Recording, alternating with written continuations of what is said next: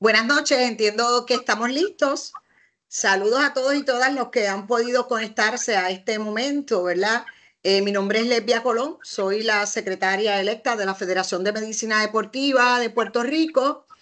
Me toca por esta noche moderar este evento. Para nosotros un honor, tanto para la Federación de Medicina Deportiva, nuestro presidente y cada uno de los miembros de la Junta Directiva, presentar ante ustedes la segunda jornada FEMEDE Educa, que lleva por tema atleta listo para tomar decisiones cuando toca entrenar o competir fuera de casa.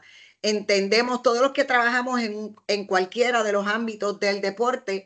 Reconocemos la importancia que nuestros atletas estén preparados cuando están rodeados de todo el personal que trabaja en su preparación, pero también cuando en ocasiones le toca estar solo o distante o con menos personal del acostumbrado.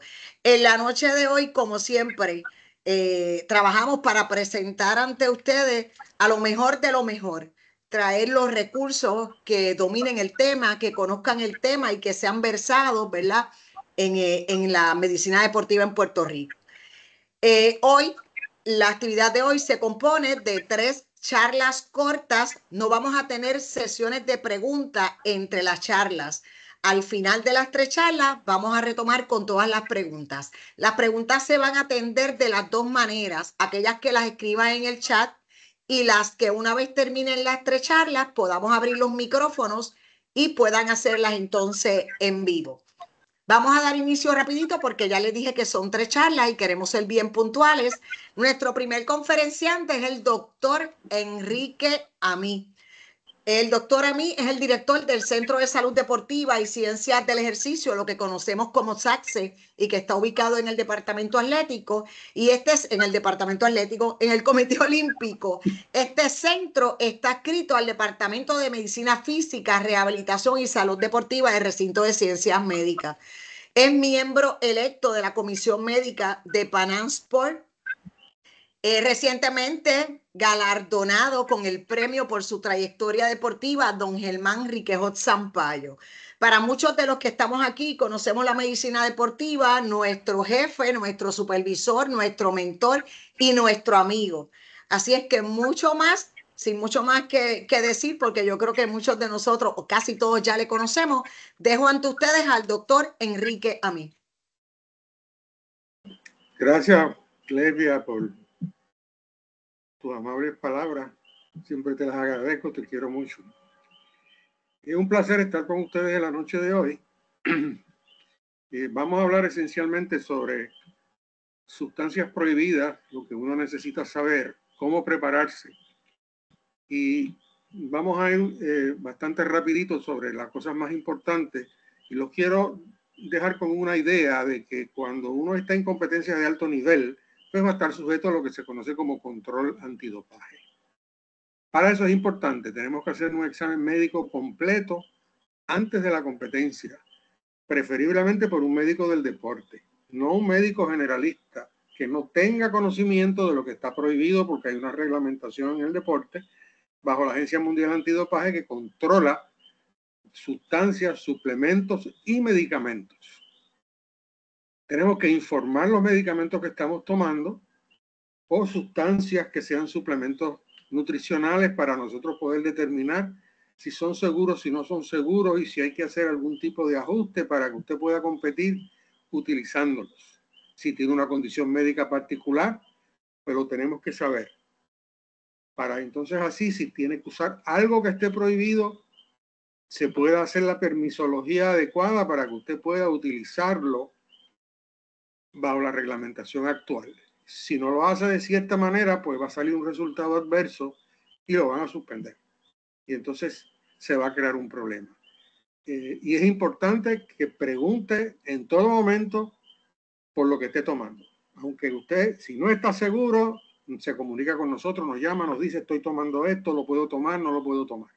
La exención por uso terapéutico es muy importante y es un paso que tenemos que seguir si el atleta está tomando alguna sustancia que requiera una exención por razón médica. Ejemplo, un estimulante.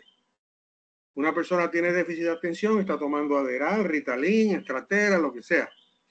Pues tenemos que hacer una documentación médica y aprobada por la Organización Nacional Antidopaje para poder consumir ese medicamento durante la competencia.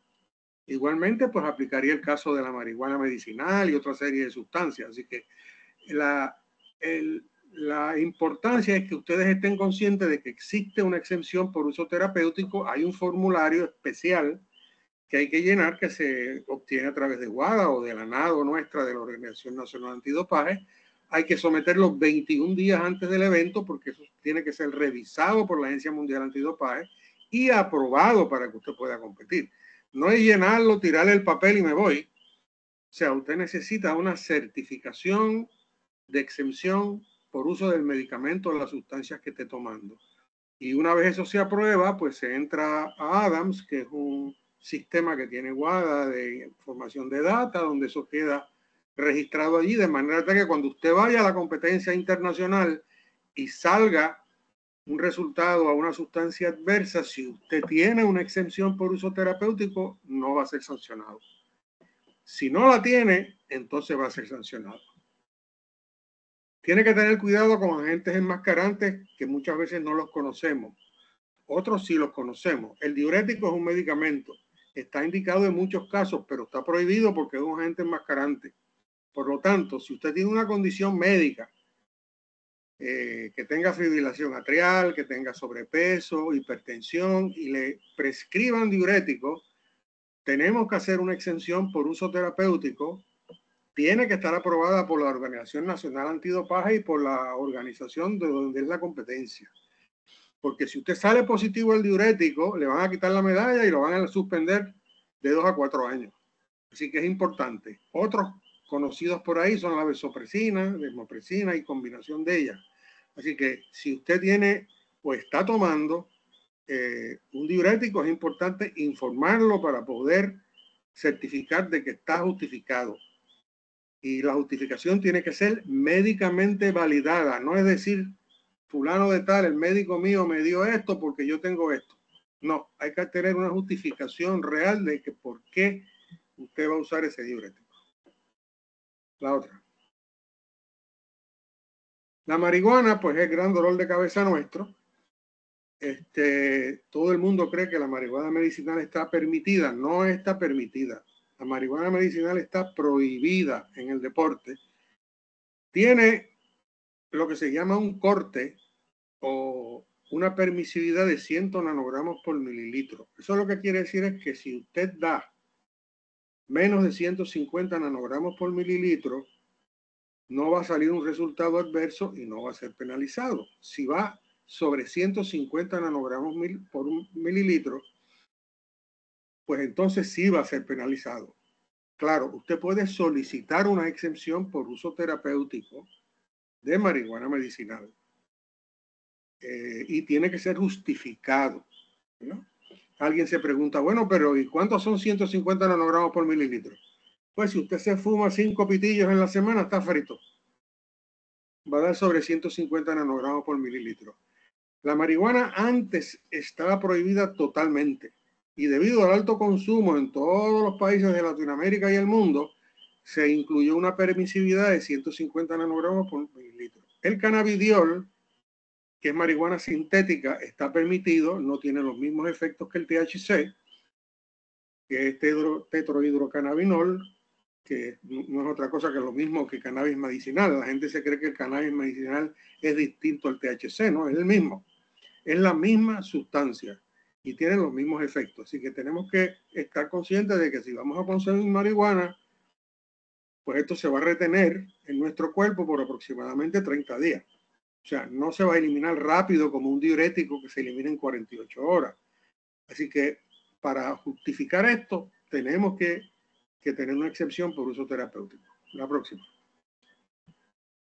Los estimulantes, pues, son sustancias específicas y usualmente se utilizan mucho con atletas que tienen algún diagnóstico de déficit de atención que justificadamente están indicadas. Ejemplo, Adderall, Ritalin, Concerta, la Estratera, todas son alternativas de estimulantes. Las estrateras está permitido. El Adderall, el Ritalin y la Concerta no. Sin embargo, el más que se utiliza es el Adderall. Se tiende a utilizar mucho en deportes como béisbol, atletismo, baloncesto. Y hay que hacer una evaluación otra vez, solicitar una exención por uso terapéutico y justificar la utilización del medicamento, porque estos son medicamentos. Y si no se hace una exención por uso terapéutico y es aprobada, pues usted va a dar un resultado analítico adverso y va a ser sancionado. Alguna ventaja puede ser que los estimulantes como la marihuana, las sanciones hoy en día son menos rigurosas que decir un anabólico, una eritropoyetina u otra sustancia donde la suspensión va a ser, o inclusive un diurético, de 2 a 4 años. O sea que el reglamento de la Agencia Mundial en el 2025 aumentó la sanción por primera ocasión a 4 años, cuando antes era 2. El glicerol está permitido, estuvo prohibido porque retenía líquido en el cuerpo y eso pues supuestamente que le daba algún tipo de ventaja a la persona para que no perdiera tanto líquido, se fatigara, el músculo tuviese más lubricado, pudiera tener una mejor ejecución, pero se encontró después de muchos estudios que no hacía ninguna diferencia y que no había necesidad de prohibirlo y se eliminó de la lista de sustancias prohibidas, así que se puede utilizar sin ningún problema. Lo que sí tienen que tener cuidado es con las bebidas energizantes. A pesar de que están permitidas todas, la cafeína estuvo restricta por un tiempo, pero esa restricción se levantó, así que ya todas las bebidas energizantes que hay en el mercado tienen cafeína, guaraná o un contenido bastante alto de cafeína y sirven como un estimulante y pueden traernos problemas, aparte de que nos deshidratan en vez de hidratarnos verdaderamente. Y tienen que tener cuidado porque desde el punto de salud, pues en algunos casos puede haber problemas con una taquicardia o puede haber algún tipo de dificultad. Sin embargo, no están prohibidos. Las sanciones, pues como le dije, en el código nuevo del 2025, por una primera ofensa, la sanción tradicionalmente es de 2 a 4 años. Las sustancias no específicas, como hablamos ahorita, pues son más débiles en términos generales. Vamos a suponer que una marihuana, usted es positivo una marihuana sobre 150 nanogramos por mililitro, pues probablemente lo suspendan 3 meses o 6 meses, vis a vis un anabólico. Si da positivo un anabólico o a un diurético, pues la sanción van a ser 4 años. Las sustancias no específicas, generalmente, pues la sanción es menor. Le recordamos la necesidad de la exención por uso terapéutico. La gente le llama por ahí el TUE. ¿Qué es eso? Therapeutic Use Exemption. Eso es bien, bien importante si está tomando algo que esté prohibido. Si está tomando algo que no está prohibido, pues no hay problema. Hay medicamentos justificables. Están prohibidos, pero se pueden justificar por su condición médica. En estos casos, pues tenemos que aplicar la exención por uso terapéutico que no se usa con la frecuencia que se debería utilizar. Nosotros hemos perdido medallas de oro y el atleta no ha sometido una exención por uso terapéutico y estaba indicada una exención que si lo hubiera hecho no hubiese perdido la medalla. En más de una ocasión, en Juegos Panamericanos, en Juegos Centroamericanos, así que es importante recordarse que hay métodos para uno poder tener una exención en algunos casos que el medicamento es necesario. La otra. Cambios en el 2025 es importante que lo tengan en mente porque hay sustancias que salen nuevas. Por ejemplo, los receptores o moduladores selectivos de andrógeno se usan mucho. Se reconocen como SARMs y son anabólicos y son anabolizantes y obviamente se penalizan como si fuera la testosterona o los derivados de testosterona, ¿verdad? El alcohol fuera de competencia está permitido. En el deporte está prohibido en todos los deportes de precisión. Obviamente usted no puede usar alcohol en competencia, la puede usar fuera de competencia. El estimulante, pues hay uno nuevo, el dibulelamina, que no existía antes y está prohibido. Hay muchas de estas sustancias que no se producen en América. Esta es una de ellas. Se produce fuera de Estados Unidos, uno no la conoce y a lo mejor uno se enferma, le da algo en otro país, en España o en Europa o en China, y le dan un medicamento, usted no sabe lo que es, y entonces lo consume y cuando viene a ver, pues es una sustancia que está prohibida. El salbutamol está permitido en 800 microgramos en 12 horas y 1600 en 24. No está prohibido, está restricto y se puede utilizar. La hidrocodona, que es un analgésico potente que tiene una cantidad sustancial de codeína, pues está prohibido en competencia. Sin embargo, el sulfato de codeína, o entiéndase un Tylenol 3, lo puede usar en competencia y si sale positivo a un sulfato de codeína, pues no va a ser sancionado. Los glucocorticosteroides tópico, oral o inyectable está restricto o prohibido. Tiene que tener cuidado con los glucocorticosteroides. En el caso de este tenista famoso Sinner, que ganó un Grand Slam, dio positivo a Clostebol, que estaba en una crema como agente tópico donde su terapeuta pues aparentemente le estaba dando unos masajes, etcétera, etcétera. Tenía una herida pequeña, se absorbió por el sistema y dio positivo a Clostebol. Obviamente no está usando un anabólico para mejorar su rendimiento. Pues sencillamente coincidencia de que el Clostebol pues estuvo allí y eso pues creó un escándalo terrible. La Sharapova pues dio positivo a Meldonium, que era un anabólico que típicamente se utiliza mucho en Ucrania y en otros países y no en América. Así que hay muchas de estas sustancias que usted tiene que tener cuidado cuando viaja. Llévese sus medicamentos antes de salir. Repase lo que se va a llevar, repase sus condiciones, qué necesita, cómo se lo tiene que tomar y va a evitar el problema. Muchas gracias.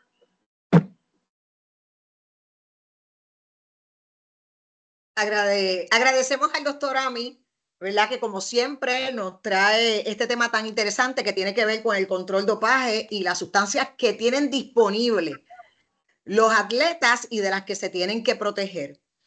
Para los que se conectaron un poco más tarde, mi nombre es Lesbia Colón, soy la secretaria electa de la Federación de Medicina Deportiva de Puerto Rico. Estoy moderando esta segunda jornada de FEMEDE Educa, esta vez dirigido al atleta listo para tomar decisiones. Como les dije, un grupo de amigos, ¿verdad?, que forman parte de esta actividad y en esta ocasión nos toca presentar a una de nuestras compañeras que trabaja y ha trabajado por mucho tiempo con las delegaciones de Puerto Rico en las diferentes, ¿verdad?, en los diferentes juegos, como la nutricionista deportiva por excelencia de todos los nuestros. Actualmente preside el Colegio, ¿verdad?, de Nutricionistas de Puerto Rico y es una de los referentes que tienen nuestras delegaciones para ir preparados a cada uno de esos eventos.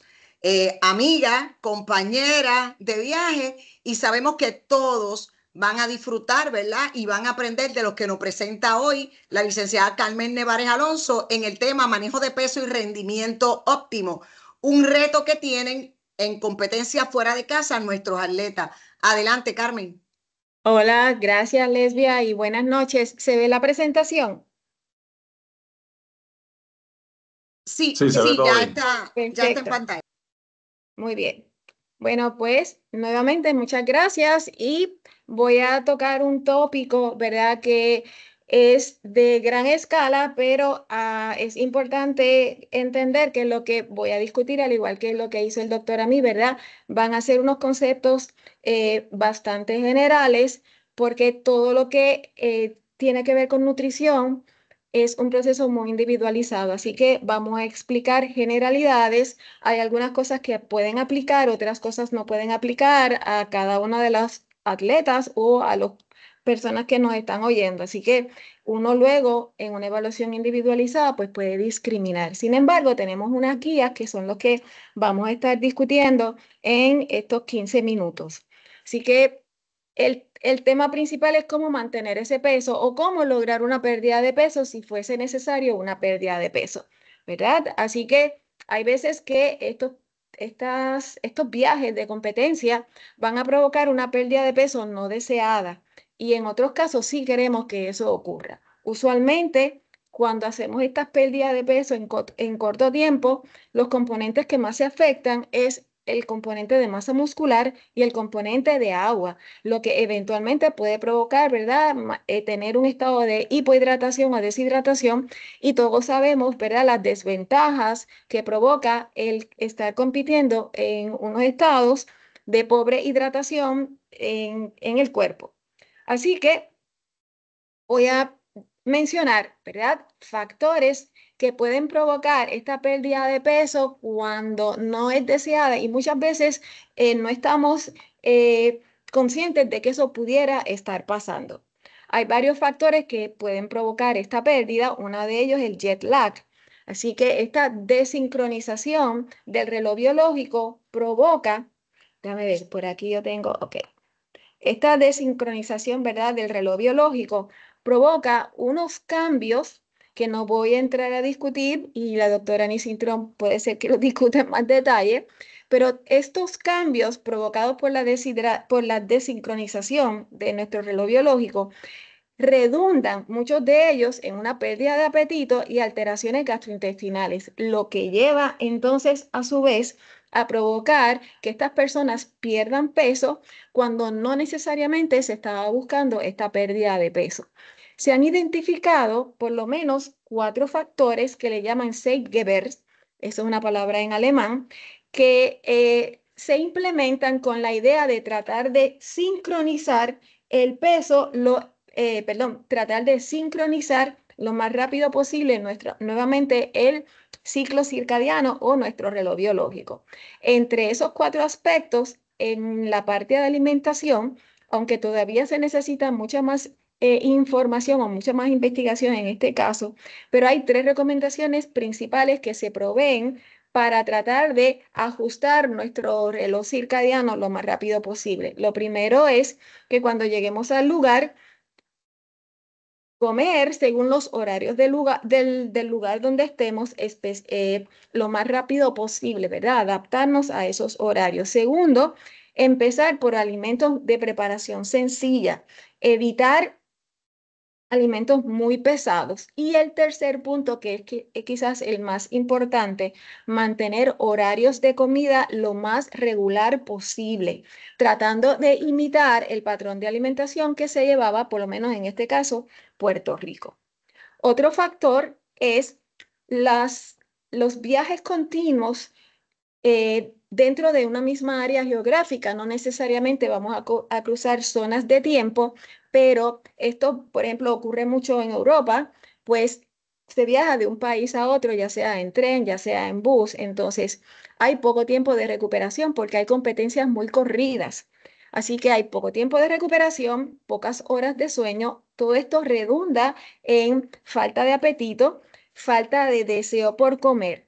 El otro factor importante es que como hay una alteración total en los horarios de comer y de dormir y de entrenar, porque hay competencias y hay que viajar, hay pobre control en estos horarios de comida. Esta alteración en los horarios de comida ocasiona problemas gastrointestinales que se pueden ver como diarreas o flatulencia, que a la misma vez va a disminuir la ingesta calórica, y los 2 componentes que más se afectan son el agua y la reserva de glucógeno muscular, que es la principal fuente de energía. El otro factor que ocurre es que en estos viajes continuos y el poco tiempo para planificar y comer, hay pobre control en la calidad de lo que se come y pobre control en la selección. Y muchas veces uno agarra lo primero que encontró, o compró algo en el aeropuerto o compró algo en la estación del tren. No necesariamente era lo que yo quería, pero era el resuelve. Y este resuelve en algunos casos nos pueden traer problemas serios en la tolerancia. ¿Qué pasa cuando estamos mucho tiempo expuestos al aire de los aviones y a la altura de los aviones? Esto va a provocar una disminución en la sensación de sabor, ¿verdad? El aire seco y filtrado del avión disminuye las papilas gustativas o los sensores que tienen que ver con el olfato y con el gusto. La baja presión por el oxígeno que hay en los aviones también provoca una disminución de estos sensores por comer. Por lo tanto, se disminuye el deseo de la comida en momentos que quizás deberíamos estar comiendo porque a lo mejor estamos en el avión y quizás sea el momento más estable dentro de los cambios continuos para comer. Pero esta exposición a la altura y el aire filtrado de los aviones nos afecta y nos disminuye el deseo de buscar alimentos, especialmente alimentos salados y alimentos dulces. Y como ya les había mencionado, todo esto puede redundar en mantener una sensación de llenura por mucho tiempo, provocar estreñimiento o provocar diarrea o provocar flatulencia, que a su vez van a disminuir la ingesta de energía, la ingesta de agua y va a provocar esto una pérdida de peso no deseada en estos atletas. Ahora, ¿qué pasa cuando sí queremos, ¿verdad?, lograr una pérdida de peso? Porque son atletas que van a participar en deportes donde se compite por categorías de peso. Quizás algunas de lo que hemos discutido, especialmente la presencia o la exposición a estar tiempos prolongados en avión, que disminuye la sensación por algunos alimentos, quizás sea una ventaja en esta situación. Ahora, una de las principales recomendaciones para ayudar a esta pérdida de peso es que el atleta viaje con un posible sobrepeso de solamente 2 kilos por encima de su peso competitivo. Esta pequeña diferencia va a provocar que sea rápidamente obtenida entre el viaje y el momento del pesaje oficial. Así que tratar de que antes de llegar al momento del viaje, pues el atleta haya perdido lo más posible y se puede ir con 2 kilos, por encima de su peso competitivo, porque eso es muy fácil de manejar. El otro factor muy importante es tener control. En este caso es altamente recomendable que el atleta lleve ciertos alimentos que pueden ayudarnos a mantener el control de lo que se va a comer, especialmente cuando todavía no sabemos a dónde nos vamos a quedar y cuál va a ser el menú que nos van a estar ofreciendo. Así que los atletas viajan con algunos alimentos para evitar el descontrol en la oferta alimentaria del lugar de la competencia. Otro factor importante, planificar los horarios de comida, porque esto nos va a evitar tener sensaciones de hambre aumentada. Entonces, tener mucha sensación de hambre, tener ansiedad por comer, limita muchísimo la capacidad de perder peso. Así que mantener ese horario y estar comiendo poquito y control, ¿verdad?, entre la cantidad de carbohidratos y grasa principalmente, esto nos puede ayudar a reducir la sensación de hambre y por ende ayudarnos a tener el control para la pérdida de peso. Y como ya había mencionado, ¿verdad?, llevar sus propios alimentos para el viaje. Así que, tomando lo antes expuesto, ¿qué es lo que vamos a recomendar? Planificar, ¿verdad?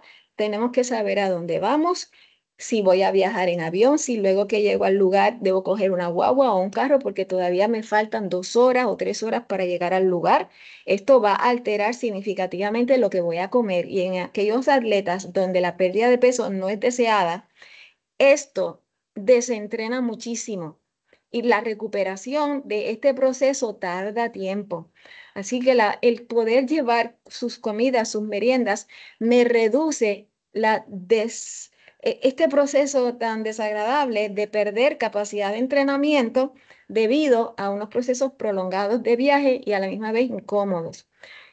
Factores importantes, ¿dónde me voy a quedar? Me voy a quedar en un hotel, en un Airbnb, me voy a quedar en casa de un amigo, en casa de un familiar. Esto compromete la libertad de lo que me voy a comer, porque tengo que comer lo que me den y no necesariamente era lo que yo necesitaba. ¿Quién cocina? Voy a comer en el hotel o las comidas no están incluidas, entonces tengo que comer en los alrededores de la competencia, que son los lugares que hay. Esto es un proceso de investigación. Así que en palabras de buen español, googleamos, ¿verdad?, qué es lo que hay alrededor y tratamos de buscar las mejores selecciones en caso de que el atleta tenga que ir a comer fuera del área donde se está quedando. Saber los horarios de competencia para organizar el desayuno y las meriendas de manera tal que cuando llegue a su proceso de competición, llegue con un proceso de digestión eficiente, ¿verdad? Que todavía que no llegue lleno. Viajar solo o acompañado, si se viaja acompañado, esta persona es una gran ayuda porque esta persona puede arreglar todo lo que está a su alrededor y el atleta simplemente concentrarse en su proceso de competencia. Así que el acompañante coordina, ubica, puede, ¿verdad?, mantener las meriendas listas de manera tal que el atleta no tenga que ocupar su tiempo, perdón, en preparar estas cosas. Cuando haya que hacer pesaje, a qué hora es el pesaje, si va a haber pesaje random o pesaje al azar, cuánto tiempo tenemos para la recuperación. Todo esto lo tenemos que planificar y se hacen unas tablas especificando los horarios de comida. Y si tenemos alguna necesidad alimentaria especial como alergias o intolerancias a los alimentos, debemos ir preparados para cubrir esto. Porque no necesariamente donde vayamos a competir o donde nos vayamos a quedar, pueden cubrir, ¿verdad?, esta situación que puede ser bien desagradable.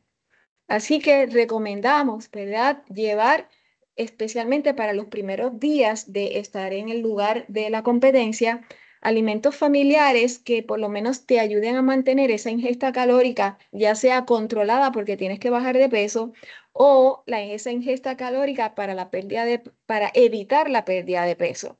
Así que hay ciertos alimentos no perecederos que se pueden llevar en la maleta, en el carry-on, alguno de ellos, pero otros los podemos llevar en la maleta, tirarlos, ¿verdad?, en la maleta por abajo, donde usualmente no se tiene problema para transportar estos productos al lugar donde yo voy a estar compitiendo. Aquellos que son cafeteros y dependen del café deben llevar su propio café. No les recomiendo confiar o depender del café del lugar donde vayamos, porque no siempre el café que se encuentra es el café que tiene la cantidad de cafeína que el atleta está buscando. Así que hay unas cosas que son bien específicas que podemos mantener en los momentos de competencia que da tranquilidad.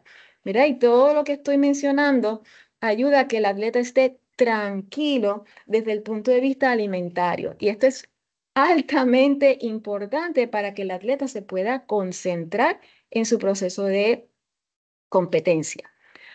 En la parte de contaminación bacteriana, especialmente si nosotros vamos a viajar a países que tienen costumbres alimentarias muy diferentes a las de nosotros, tenemos que tener mucho cuidado, ¿verdad?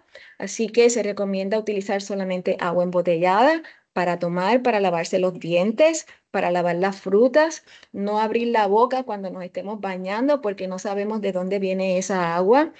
En el caso de consumo de proteína de origen animal, ya sea huevos, carnes, pescados, mariscos, etcétera, debe estar 100% cocida. No se recomienda el consumo de carnes rojas parcialmente cocidas y menos en el caso de pescados y mariscos. Una recomendación es reducir el consumo de pescados y mariscos porque son dentro de la proteína de origen animal, son los alimentos que más fácil se pueden contaminar. No utilizar hielo en las bebidas porque no sabemos de dónde viene el hielo. Precaución con los vegetales frescos y las frutas con cáscara, porque si no las lavas con agua embotellada, no recomendamos que se coman a menos que las peles. Y los vegetales frescos porque no sabemos si se lavaron y si se lavaron, con qué agua se lavaron. Comer en lugares seguros, que haya buena temperatura, que veamos que la presencia y la presentación de los alimentos sea adecuada. Recomendamos precaución con el sushi, alimentos con mayonesa, buffets donde los alimentos hayan estado mucho tiempo expuestos, especialmente si están expuestos en ambientes calurosos y húmedos, como a veces ocurre en los venues de competencia. Mucho cuidado con esto. No se recomienda el consumo de lácteos o derivados de lácteos que no hayan sido pasteurizados, como la leche cruda, y quesos que no hayan sido pasteurizados. ¿Qué significa eso? Que no fueron expuestos a una temperatura que lo que provoca es matar aquellas bacterias que nos puedan hacer daño. Así que estos alimentos, ¿verdad?, no se recomiendan que los vayamos a consumir, ¿verdad?, en lugares fuera de tu casa, porque si tienes algún problema con ellos, pues vas a tener unos viajecitos bastante rapiditos al baño donde te puede provocar un buen grado de deshidratación. Así que lo que acabo de verdad de discutir con ustedes y comentar con ustedes, compartir con ustedes, ¿verdad? Son unas recomendaciones generales que, como ya mencioné, ¿verdad? Se deben individualizar, pero tenemos un marco de referencia para hacer cambios en viajes que nos pueden, ¿verdad?, ayudar a controlar el peso. Muchas gracias. Gracias a ti, licenciada. Tengo que mencionar, ¿verdad? Entiendo que es válido mencionar que la licenciada Carmen Nevares actualmente es profesora del programa Maestría en Nutrición en la Universidad Ana G. Méndez y también en la Maestría de Fisiología de Ejercicio de la Universidad de Puerto Rico en Río Piedras. Así es que sabemos el calibre de la profesional que se dirige a nosotros y estamos súper agradecidos, Carmen, que siempre estés disponible para permitirnos utilizarte en los eventos que tenemos para poder orientar a la población que atiende la medicina deportiva en Puerto Rico. Aprovecho para recordarles que al final vamos a tener una sesión de preguntas para las 3 charlas cortas. La pueden escribir al chat. También vamos a abrir los micrófonos para que puedan hacer en vivo. Si hay personas con interés de hacer preguntas, por lo menos piden un turno ahí en el chat para que podamos llevar un orden al finalizar. En esta ocasión vamos a presentar a nuestra tercera conferenciante. Es la fisiatra, doctora Ana Cintrón, catedrática auxiliar del Departamento de Medicina Física, Rehabilitación y Salud Deportiva del Recinto de Ciencias Médicas. Ha sido presidenta de la Federación de Medicina Deportiva. Actualmente preside la Confederación Panamericana de Medicina Deportiva y es miembro del Comité Ejecutivo de la Federación Internacional de Medicina Deportiva. Para mí un honor presentar y dejar con ustedes a la doctora Ana Cintrón.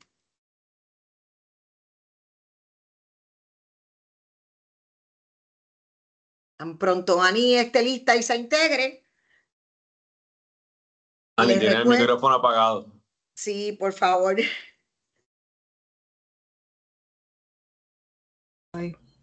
Muy buenas. Ahí estamos. Estabas bien, Ani, estabas bien. Muy buenas noches, es un placer enorme estar con ustedes compartiendo esta noche. Yo voy a estar hablándoles sobre uno de los problemas que tenemos cuando viajamos, especialmente cuando viajamos por muchas horas, que es el jet lag o el desfase horario. Antes que nada, pues no tengo ningún conflicto de interés. Y entre los objetivos vamos a estar definiendo lo que es el jet lag, ¿verdad? El ciclo circadiano, zonas horarias. Vamos a estar distinguiendo, haciendo lo que es la diferencia entre viajar hacia el este de Puerto Rico o hacia el oeste. Y también vamos a dar unas recomendaciones preventivas, ¿verdad? De cómo podemos manejar o por lo menos minimizar los efectos de estos viajes largos. Antes que nada, ¿qué es lo que es el jet lag, ¿verdad? O el desfase horario? Es un problema temporero específicamente del sueño que nos puede afectar a cualquier persona que viaja rápidamente cruzando 3 o más zonas horarias. Y cuando hablamos de zonas horarias, en este mapa tenemos el puntito donde está Puerto Rico y esta es nuestra zona horaria, que es la zona atlántica estándar, que está 4 horas más temprano que lo que se conoce como la hora cero, ¿verdad? Que es lo que se conoce como una línea imaginaria, que es el meridiano primario. Así es que nosotros, si miramos en los países que están a la derecha o al este de Puerto Rico, nosotros estamos más adelantados. O sea, estamos más temprano y ellos están más tardes. Mientras más de las zonas cruzas, pues peor pueden ser los síntomas del jet lag. Usualmente el segundo y el tercer día son los días más significativos en términos de síntomas. Y lo importante es que es autolimitado, o sea, se puede recuperar solo, pero todo va a depender de cuántas zonas ya hemos cruzado y si viajamos hacia el este o si viajamos hacia el oeste. También las estadísticas dicen que es menos frecuente y menos significativo en las mujeres, en las personas que son extrovertidas y aquellas personas que normalmente duermen poco. Así que, ¿cuáles son los síntomas? Pues primeramente, uno de los síntomas más importantes es que después de llegar al país destino, dificultad para quedarnos dormidos, ¿verdad? Y contradictoriamente es difícil también mantenernos alerta durante el día. Así que también se describe, ¿verdad? La fatiga, la somnolencia durante el día, dificultad para concentrarse, para enfocarse. Puede haber dolor de cabeza, mareos, cambios de humor. Y como muy bien dijo Carmen, ¿verdad? Problemas gastrointestinales que pueden variar desde tener una diarrea, molestia, estreñimiento y flatulencia. Y una de las cosas importantes, ¿verdad? Especialmente para los atletas, es que también puede disminuir o afectarse la coordinación psicomotora del atleta. Y por lo tanto, pues cuando juntamos todas estas sintomatologías, tenemos que vamos a estar con un aumento en el riesgo de poder enfermarnos, con un aumento en riesgo de lesiones en el atleta y una disminución específicamente en el rendimiento deportivo. Así que, ¿cuál es la causa del jet lag? Pues es debido a una desincronización entre nuestro reloj interno, ¿verdad? Que es el que se conoce como el ciclo circadiano, y ese nuevo ciclo de luz-oscuridad o día-noche en ese lugar de destino. También, pues, como mencionó Carmen, también se contribuye a la sintomatología, esos cambios en las presiones en la cabina del avión y el aire seco, ¿verdad? Que nos puede deshidratar y complementa, ¿verdad? A todos esos síntomas. Importante, ¿verdad? Que ese ciclo circadiano es nuestro reloj y le avisa a nuestro cuerpo cuando quedarnos despiertos y cuando quedarnos dormidos. Y es un ritmo natural, dura 24 horas del día y está controlado por una parte del cerebro importante que se conoce como el hipotálamo.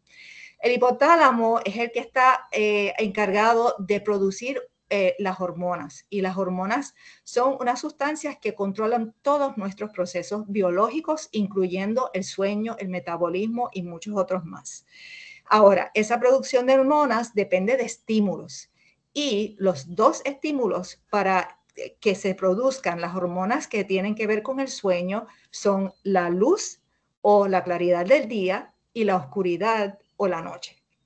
Y esas dos hormonas importantes relacionadas al sueño, una de ellas es el cortisol, que tiene muchísimas funciones importantes, pero una de ellas importante es que nos mantiene activos, alertas, y la otra es la melatonina, que estoy segura que todo el mundo reconoce porque pues, mucha gente toma melatonina para dormirse.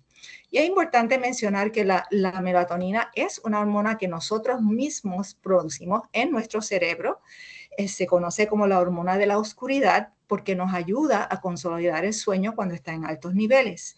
Y esos niveles, cuando va llegando la noche, ¿verdad? Y va oscureciendo, poco a poco va subiendo en sus niveles hasta que entonces nos ayuda a producir o a inducir el sueño.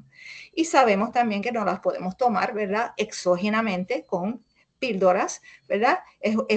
Se vende como un suplemento nutricional y no está regulada por la FDA, que es algo muy importante que tenemos que tomar en cuenta.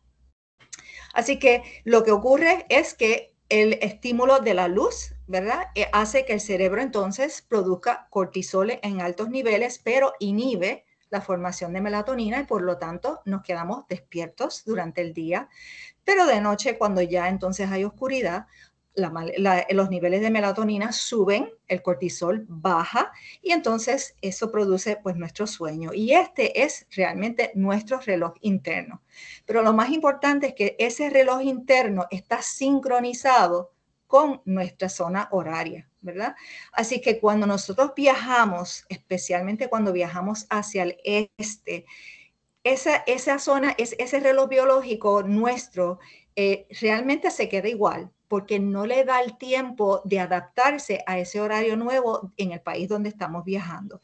Y ahí es donde está la desincronización y donde surgen todos estos síntomas que son, ¿verdad? El desfase horario o el jet lag. Así que cuando viajamos hacia el este, ¿verdad? Ahí estamos hablando de que en los países que están hacia el este tienen los horarios más tardíos. Así que cuando nosotros viajamos, nosotros perdemos tiempo se nos acorta el día y tenemos menos horas para dormir en el tiempo que estamos viajando. Por ejemplo, entre España y Puerto Rico ahora mismo hay 6 horas de diferencia.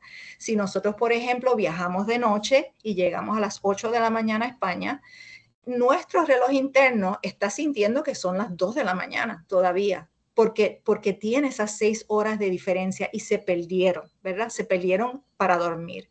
Así que ahí es donde viene el desfase. Ahora, cuando viajamos hacia el oeste, es todo lo contrario, ¿verdad? Todos los países hacia la izquierda o hacia el oeste, pues entonces tienen horarios más tempranos y ganamos tiempo. Nuestro día se alarga y por lo tanto, si es posible, o hipotéticamente, si estamos viajando hacia Los Ángeles y hay 3 horas de diferencia, pues cuando yo puedo salir y llegar prácticamente a la misma hora de la que salí de Puerto Rico, porque añadí horas. Y por lo tanto, cuando se viaja hacia el oeste, prácticamente no hay los síntomas, o si hay, son mínimos del jet lag, ¿verdad? Así es que específicamente lo que tenemos que tener esas medidas de precaución es cuando viajamos hacia el este, para entonces tener esas medidas preventivas. ¿Cuánto tiempo tarda de recuperarse el jet lag? Bueno, pues la diferencia cuando viajamos hacia el este tarda aproximadamente un día de ajuste por cada zona cruzada. Así que pueden ser 3, 4, 5 días. Cuando se viaja hacia el oeste, es medio día de ajuste por cada zona, así que es mucho menor y se adapta mucho más rápido.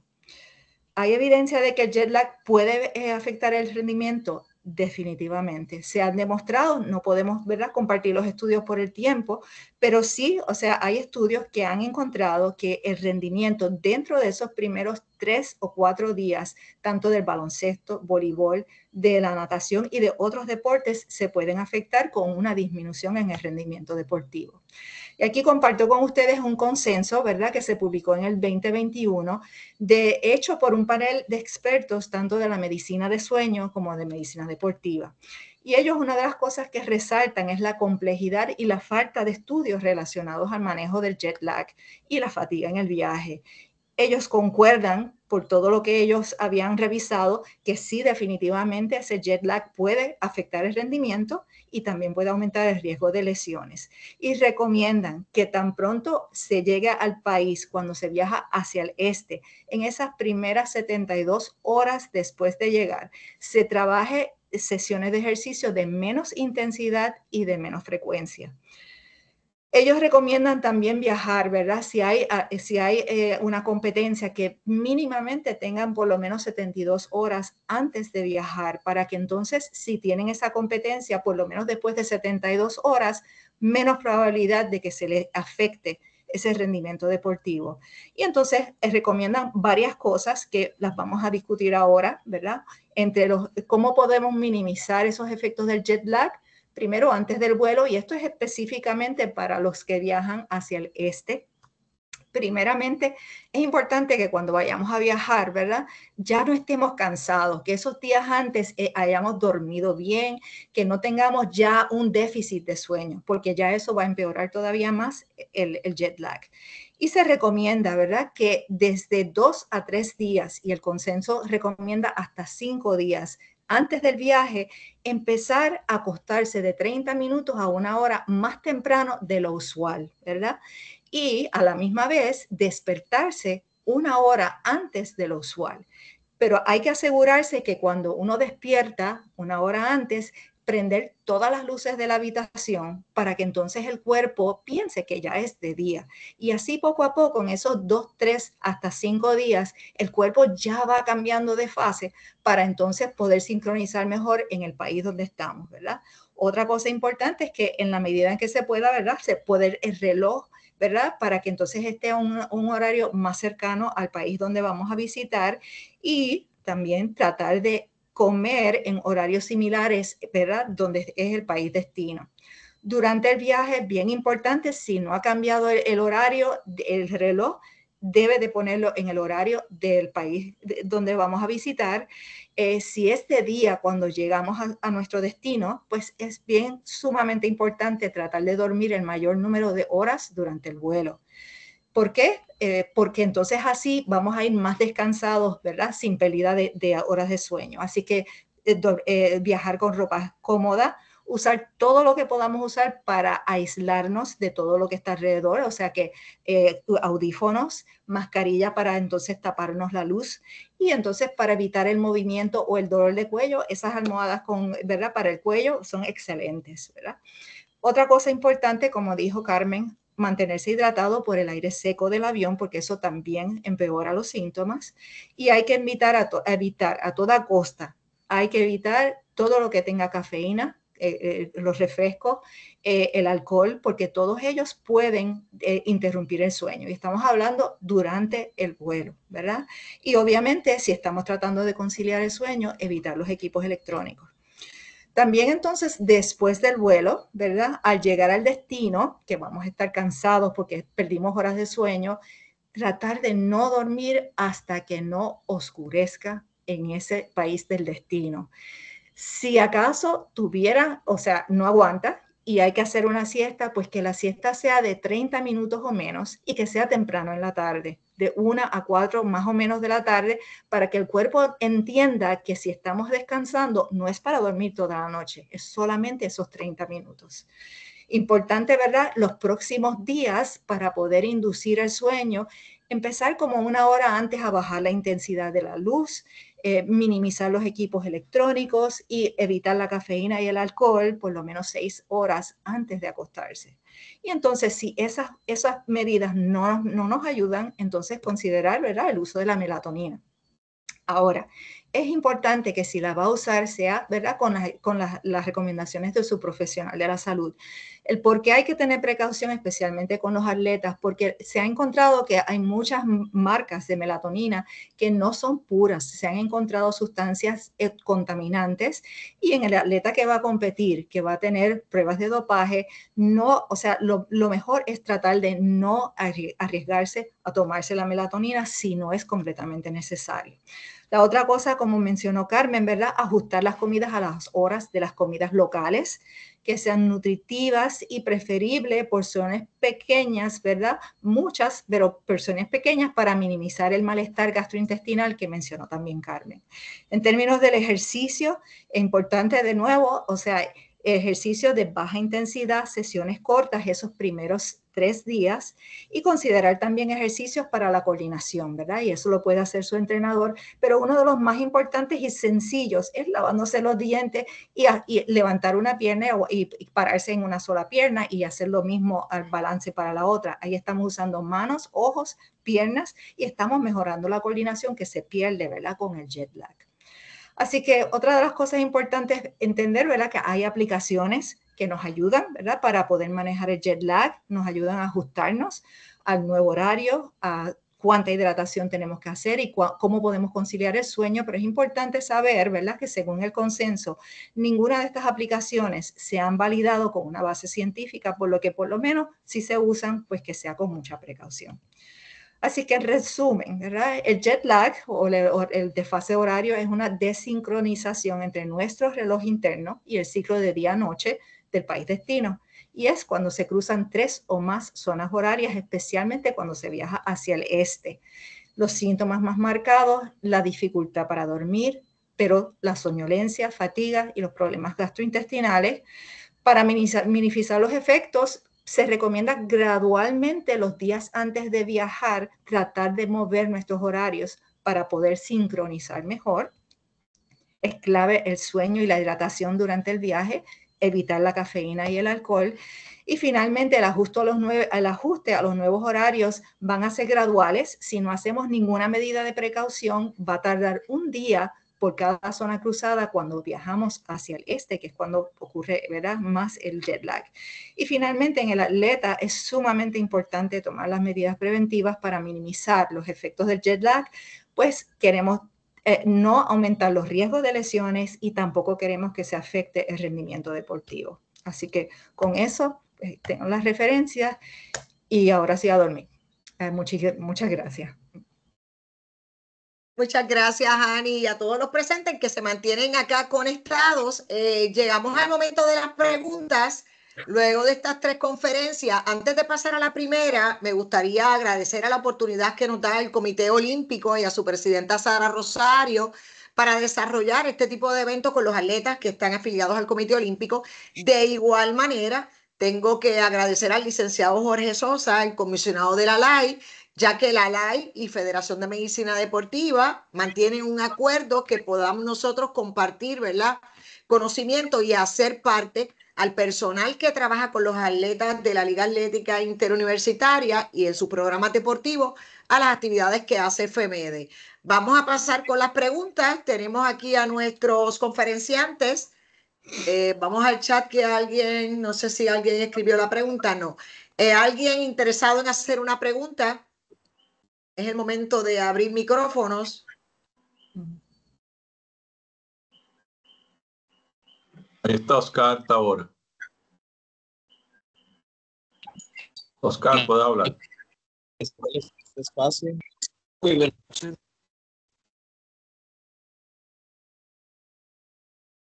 Escucha bien, Oscar. Gracias. Agradeciéndolos primero por el espacio, a los conferenciantes muy relevantes. Me gustaría Oscar, saber con respecto a pasaporte biológico. Sí. ¿Me escuchan? Me gustaría saber con respecto al pasaporte biológico Puerto Rico, cómo está llevando a cabo este procedimiento en la actualidad para el deporte. Doctor Kiki Amillo, entiendo que el caballero está preguntando del proceso de pasaporte biológico de los atletas en el país.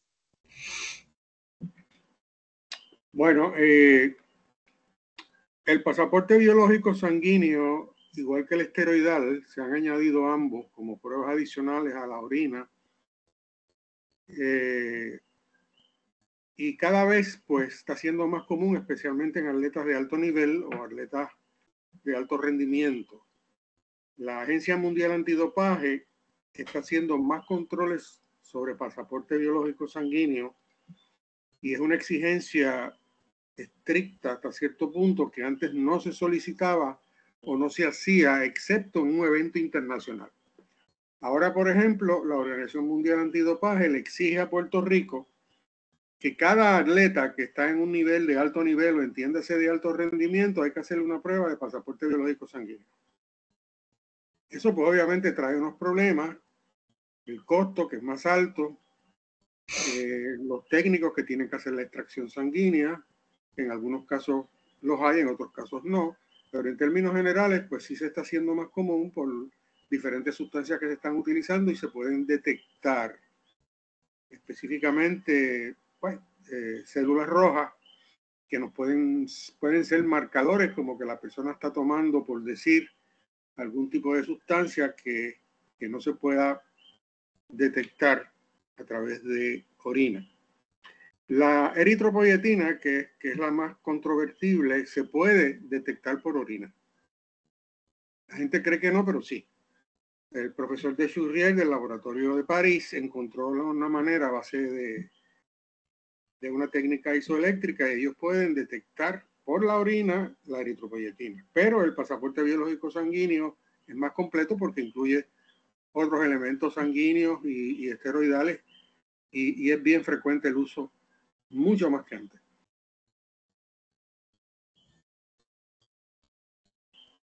Muchísimas gracias, doctor, por la intervención. Sí, correcto. Muchas gracias, doctor.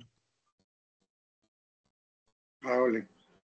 Gracias, Oscar. Tengo por aquí que levantó la mano Verónica Vázquez. Hola. Sí, buenas noches. Muchísimas gracias a todos. Yo escribí mi pregunta por el chat, pero lo voy a leer. Como hay una diferencia cultural en horarios de comida en algunos países, ¿hay algún horario óptimo para hacer cada comida o debemos adaptarnos al horario del lugar donde estemos específicamente?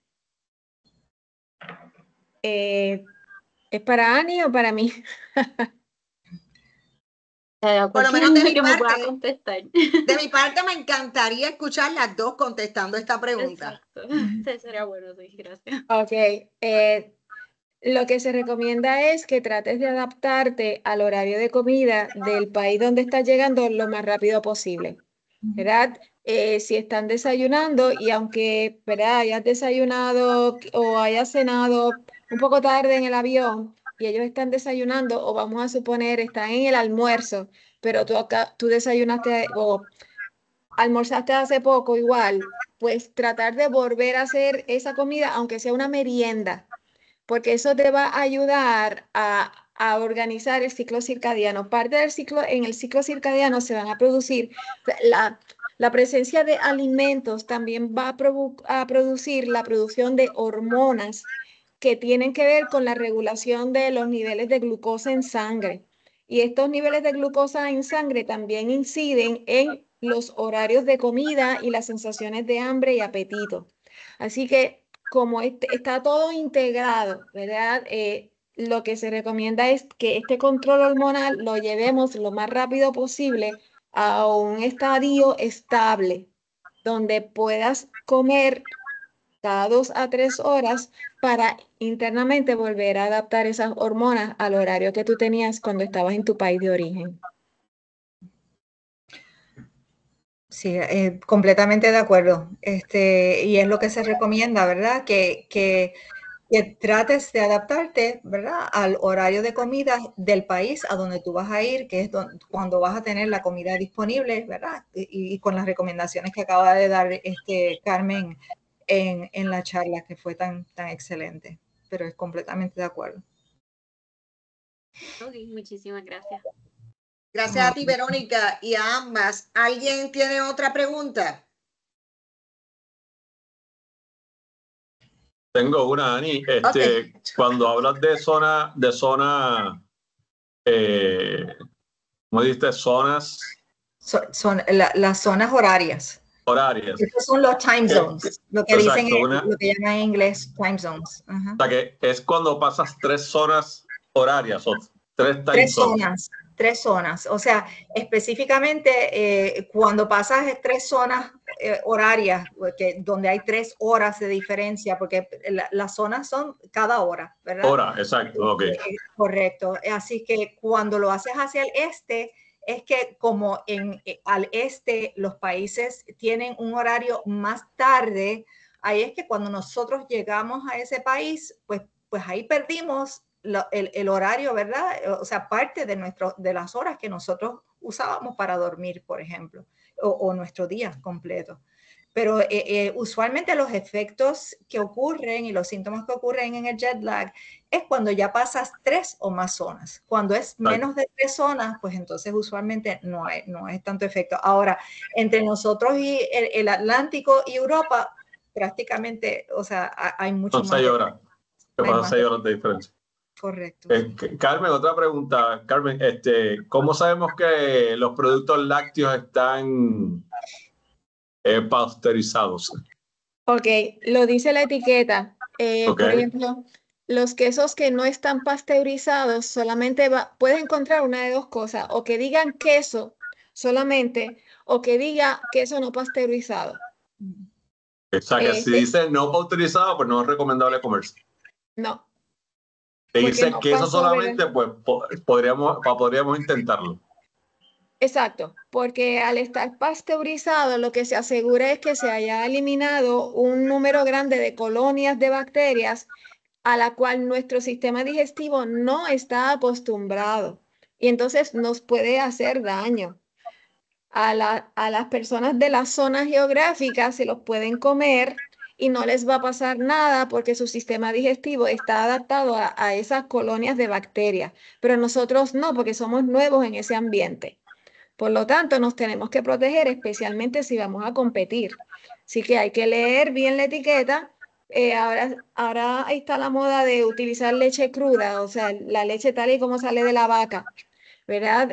No tiene ningún, a ver, en términos de valor nutricional es igual que la leche pasteurizada, ¿verdad? No es lo que están diciendo por ahí. Pero si tú deseas usar la leche cruda, pues entonces debes estar en un ambiente seguro, porque si tú no la toleras, pues y tienes diarrea, pues tienes que tener los mecanismos para sobrevivir y protegerte y resolver.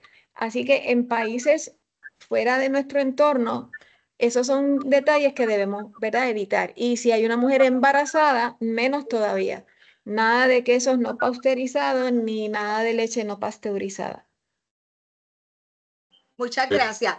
Yo tengo un comentario, ¿verdad? Hablaron de etiquetas y precisamente estamos atendiendo y en eso nos estamos enfocando, en esos atletas que están de viaje, que están fuera de casa preparándose. Doctora, a mí, ¿qué precauciones tiene que tener aquel atleta que fue a un lugar limpio, una tienda de moda, del lugar donde va a comprar un producto que va a consumir? Bueno, hay un problema porque muchas veces puedes ir a una tienda de productos nutricionales y vas a tener la tentación de quizás comprar un suplemento. Hay muchos suplementos contaminados y no dicen en la etiqueta lo que verdaderamente tienen. Para darte un ejemplo, el Animal Pack o el Animal Stack tienen androlona y no lo dice la etiqueta. Entonces tú te lo compras creyendo que es un suplemento nutricional con vitamina esto, lo otro, y puede estar contaminado. O sea, en Europa hay mucho producto contaminado, verdaderamente. Inclusive ahora hay un llamado a tener cuidado con la carne por contaminación cárnica por clenbuterol como anabólico. Clenbuterol es un beta-2 agonista, pero se usa también como un agente anabólico. Entonces, ¿qué está pasando? China, si me oye Trump, pues me contrata. China, el alimento que se fabrica en China para la res tiene clenbuterol. El objetivo es que la maca aumente de peso, se venda más cara, pero consecuentemente puede haber contaminación cárnica. Eso es lo que pasa en Guatemala, o México, o Barcelona, y en China pasa también. Lo que pasa es que para tú tener una contaminación por carne de res, pues tiene que comer bastantita carne. Pues, ¿qué uno hace? Pues le dice al atleta, mira, si vas a un país suave con la carne, come pollo, pescado, otras cosas, porque eso está pasando. Y eso es lo que muchos atletas que usan el clenbuterol por otras razones dicen, que fue que me comí un bistec y estaba contaminado. Pero no es tan fácil, pero sí existe esa posibilidad. Así que hay que tener cuidado cuando uno sale, no comprar nada. Y si le ofrecen algo que suele ser común, que un atleta te diga, mira, yo estoy tomando este suplemento que es tremendo, Nacariles del Oriente. Si tú no estás seguro y no te llevas la información de aquí, no pruebes nada de afuera. Muchas Pero gracias, para mí, Quique. ¿qué es el guaraní o guaraná que está en los productos estos energizantes? Bueno, guaraná originalmente es una raíz silvestre que hay en Sudamérica que tiene una gran cantidad de cafeína. Es bien rica en cafeína, o sea, tiene mucha cafeína. Y entonces, en Sudamérica y Centroamérica se preparan refrescos y le tienen el nombre de guaraná. Y lo que tienen es una cantidad grande de cafeína. Para darte un ejemplo, una Coca-Cola puede tener 325, qué sé yo, miligramos de cafeína. Pues la guaraná tiene 700. Tú ves gente en Uruguay, en Chile, en Argentina, que tienen unas pipetas que se meten hierbas ahí dentro y se pasan soplando la hierba esa y tomándose agua podrida por ahí, caminando para arriba y para abajo. Pues eso tiene guaraná y tiene cafeína y es un estimulante y pues les gusta y cómo se sienten, etcétera. Pero la guaraná esencialmente lo que es una concentración de cafeína. Pues, A mí me gustaría, si me permite, compartir algo que está relacionado, ¿verdad?, a la pregunta de Lesbia. No sé si lo ven. sí. Ok, estas son 3 compañías independientes que se encargan de evaluar productos para identificar que hayan sustancias prohibidas. Ellos no evalúan el contenido de, por ejemplo, si el producto dice creatina, que tenga creatina. Eso ellos no lo evalúan. Ellos lo que van a evaluar es el contenido de sustancias con los que los atletas puedan dar positivo y son bien específicas en indicar el lote que fue evaluado. Entonces, tenemos 3 marcas, la NSF, Certified Sport, este es mucho más común en Estados Unidos de América. Entonces, el círculo negro es por parte del Comité Olímpico Internacional y es más común observar suplementos certificados en Europa con este sello. Y el Informed Choice, que también es mucho más común en Europa que en Estados Unidos. Así que observar uno de estos 3 sellos en la etiqueta puede dar un poco de seguridad al comprar un suplemento, pero tal y como dice el doctor Amí, si no lo compraste en Puerto Rico, no lo compres fuera de Puerto Rico, pues por el quizás mayor riesgo, ¿verdad?, a la contaminación. Pero esto sería, ¿verdad?, una buena guía a utilizar, ¿verdad? Cada uno de estos marcas tienen sus portales y uno puede entrar a cada uno de esos portales y observar cuáles son los suplementos que han sido certificados por estas compañías. Y ojo, compañías como GNC tiene solamente algunos suplementos certificados. Eso da paso a que las personas asuman que todos están certificados y eso no es así. Hay que ir uno a uno, identificando si tienen la certificación. Vuelvo y repito, para lo único que se utiliza es para identificar que hayan sustancias prohibidas, pero eso no garantiza que si compraste un producto que dice vitamina D, sea vitamina D. Así que ellos no entran en esos detalles. Okay, o sea que para resumir, a todos estos atletas que tenemos aquí, que tenemos unos cuantos de triatlón, que gracias por estar, tenemos unos cuantos de badminton y me acuerdo del otro, voleibol creo que era, hay unos deportes, ¿verdad?, que están aquí, esgrima. Es que gracias por estar y estas son cosas que pueden llevarse cuando viajen, ¿verdad? Asegurarse de que tengan, si van a comprar algo, pues que tengan uno de estos certificaciones para asegurarse de que por lo menos no vaya a completarle, ¿verdad? No vaya a complicarse la vida con un dopaje inesperado. Y algo también bien importante es que no todos los atletas necesitan la misma suplementación, ¿verdad? Esto es bien individualizado y es de acuerdo a la necesidad celular de cada deporte, así que se recomienda una evaluación antes para saber si se necesita. Precisamente aprovechando la población que tenemos, Inorio, en el resumen de la doctora Ana Cintrón, anoté, porque me llamó la atención, ¿verdad?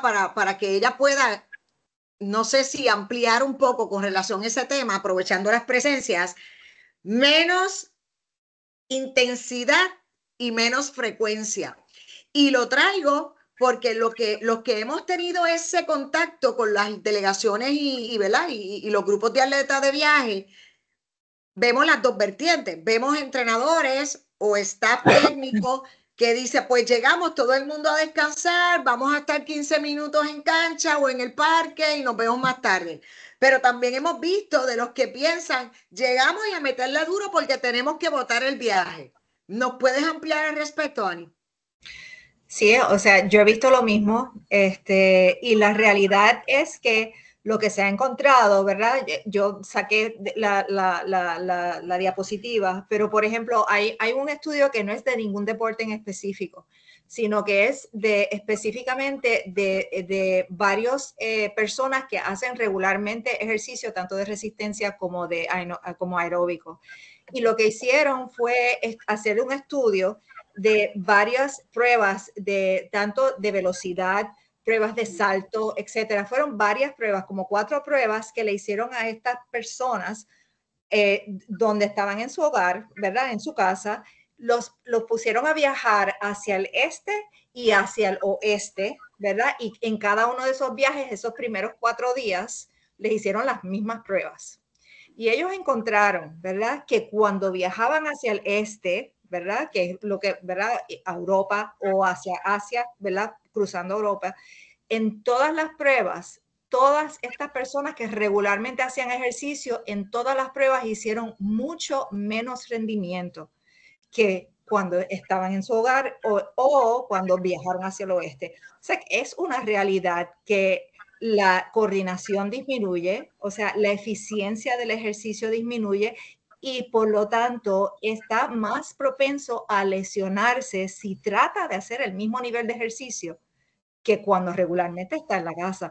Y por eso es que recomiendan en ese consenso, ¿verdad? Recomiendan que en esos primeros 3 días que la intensidad esté más baja y las sesiones más cortas precisamente para proteger el atleta. Y nunca, o sea, y tratar por lo menos de que por lo menos esos primeros 3 días no haya competencia, ¿verdad? Porque, o sea, definitivamente el riesgo de que entonces no haga el rendimiento que regularmente hace, pues no va a ser posible, ¿verdad? Por estos efectos que tiene. Así que es una cuestión de proteger, pero yo he visto lo mismo, o sea, llegar, pero vamos entonces a veces sin dormir, ¿verdad? Vamos entonces a ir a hacer el ejercicio, ¿verdad? Unas sesiones de ejercicio donde se hacen o pesas o se hace velocidad o lo que sea. Pero la cuestión es que muchas veces, ¿verdad? Yo creo que es importante, ¿verdad? Esta información para que se haga conciencia, ¿verdad? De que esa es una de las formas en que muchos atletas pueden lesionarse sin realmente la necesidad, ¿verdad? Simplemente esperar, tratar en la medida que se puede, porque yo sé que hay muchas veces que no hay la parte económica para poder viajar X días antes de la competencia, pero en la medida en que se pudiera, ¿verdad? Pues proteger esos atletas y viajar por lo menos 3, 4, 5 días antes de la competencia para que esos efectos que los pueden poner a riesgo se minimicen, ¿verdad? Pero sí, definitivo. Mil gracias, mil gracias. Yo creo que resaltando lo que todos han hablado, la educación, que tengamos la oportunidad de educarnos, ¿verdad? Que podamos informarnos de hacia dónde vamos, qué es lo que estamos haciendo, qué es lo que ¿verdad? Nos trae la medicina deportiva, qué dicen los estudios, cómo me puede afectar. Carmen Nevares mencionó algo bien importante y es, como ella mencionó, en el buen español, googlear. Si vamos a ir a un destino, es la primera vez que vamos a competir, voy en el segundo día a competir en el tercero, que podamos buscar información de ese lugar, consultar, a lo mejor no viajo con una nutricionista, con una dietista, pero que yo pueda consultar antes de salir. ¿Qué tú me recomiendas? ¿Qué voy a tener disponible? ¿Cuál va a ser mi selección de alimentos? Porque la realidad es que todos pensamos, todos nuestros atletas, uno piensa que los atletas comen lo que sea y la realidad no es así. Tenemos atletas, ¿verdad? Que son más, como decimos por ahí, que son más piqui que otros, que como esto, que no me gusta, que a veces pensamos que todos se nutren de manera extraordinaria y no es así. Así es que puedan informarse, que puedan educarse antes de salir para que puedan, que vayan a ese desempeño deportivo, cuente con todas las herramientas necesarias para que sea exitoso.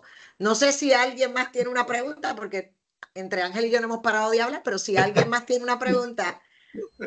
Efren, ¿tú quieres que la lea o tú puedes abrir tu micrófono? No. Ok, Efren tiene una pregunta, la voy a leer. Se pudiese pensar que no se debe realizar ningún tipo de ejercicio a la llegada al destino o pudiese realizar algún tipo de ejercicio de baja intensidad. Por ejemplo, bicicleta estacionaria. ¿Puedes leerla, por favor? Claro, por ti sí.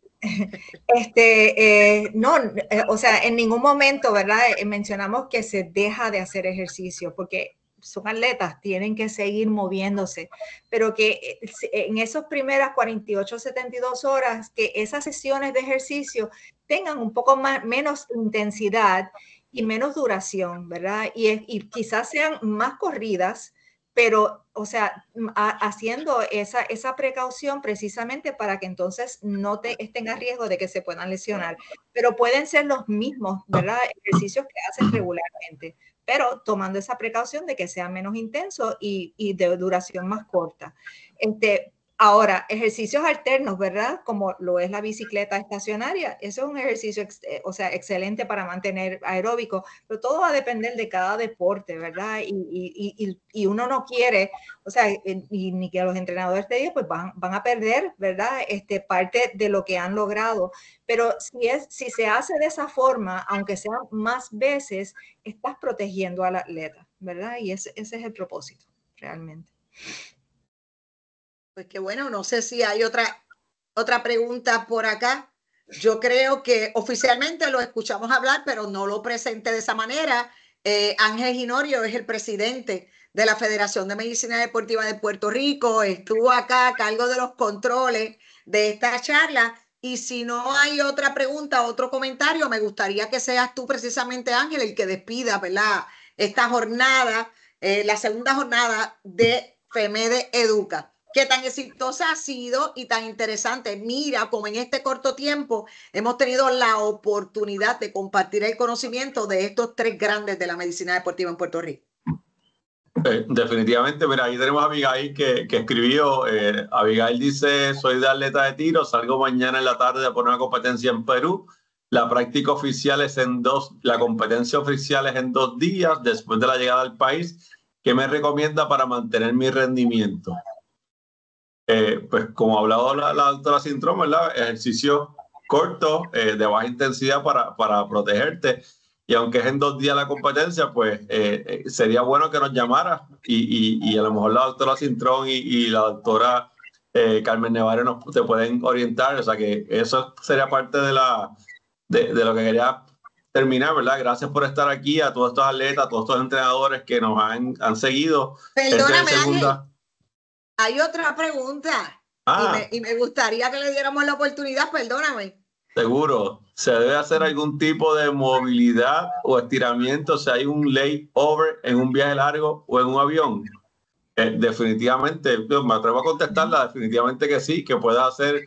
Yo he visto atletas que se han puesto las botas para el flujo, ¿verdad? Ani, ¿qué tú nos podrías recomendar a esta pregunta de esta persona? El del estiramiento y la movilidad, definitivamente. O sea, el estiramiento especialmente el estiramiento, ¿verdad? Siempre va a ser bien positivo, especialmente después de haber estado varias horas, ¿verdad? Sin tener movimiento. Pero quiero ¿verdad? Hablar del atleta, ¿verdad? De Abigail. Perú. Solamente un comentario. Fíjate que si miramos el mapa, ¿verdad? De dónde estamos nosotros, Puerto Rico, y dónde está Perú, prácticamente estamos en la misma línea o quizás Perú un poco al oeste de Puerto Rico. Así es que realmente el cambio va a ser mínimo, ¿verdad? Así que no hay que tener la misma precaución como cuando viajamos, ¿verdad? A otros países que entonces están más hacia el este. Así que ahí está bastante protegida, ¿verdad? En términos de mantener tu rendimiento de la misma forma que has estado haciendo hasta ahora. Y seguramente va a encontrar comida riquísima en Perú.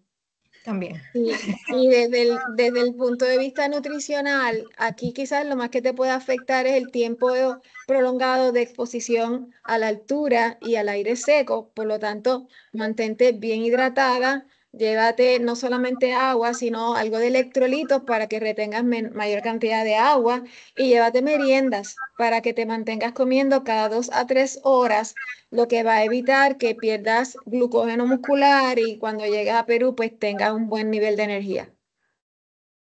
Estoy viendo otra pregunta que dice recomendación para luego de un viaje de 32 a 35 horas.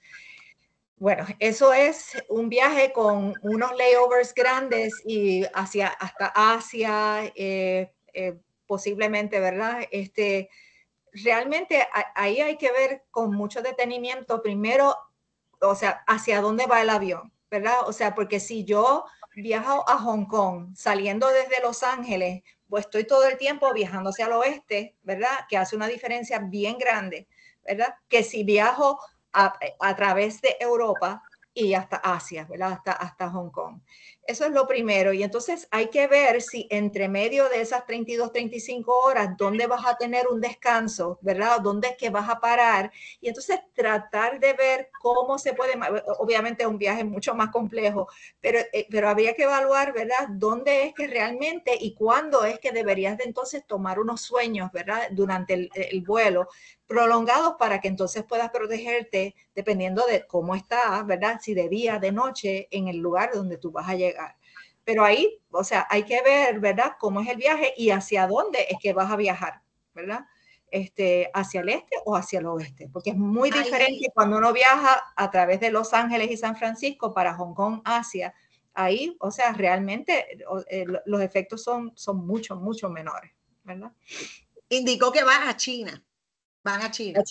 Ok. Sí, pero son 32 horas, o sea que tienen que hacer una parada larga en algún sitio. Sí.